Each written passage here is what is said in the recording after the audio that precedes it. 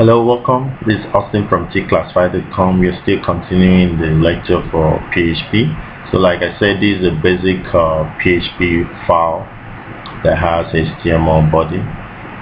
This doc type is trying to tell the browser the kind of document that we have, which is HTML. Then the HTML has HTML opening and closing tags. Then everything in the HTML is contained inside the body, opening and closing tags. Where you have the head, the border header, my first PHP page. Then here is the PHP code that says echo hello world. So when you run it, you're supposed to see my first page on top. Then we have hello world. If your system is not running PHP, you're not going to see this because it will not recognize it. But if you have one server efficiently running on your system, then you'll be able to see this hello world. This echo is a command in PHP that instructs the computer or the browser to output hello world.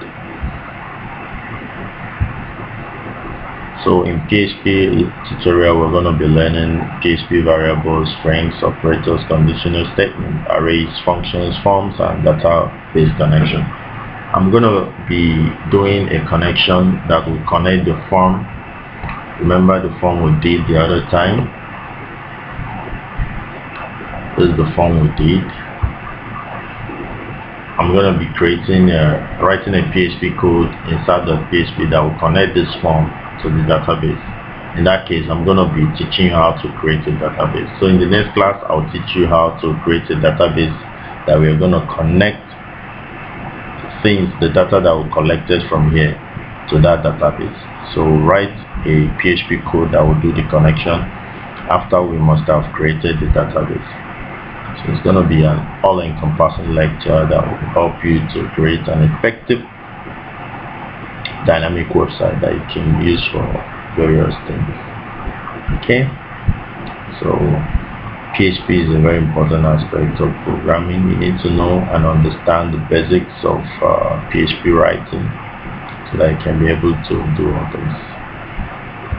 So you see this form action inside.php. So you're going to write a code or notepad that you're going to save with inside.php that will connect this form to the database. Okay, the next class we're going to start digging into it immediately, like creating a database in mysql. Mind you, you're going to be learning how to do database in mysql, because mysql is going to be the database system, management system that we'll be using for these tutorials. So in the next class,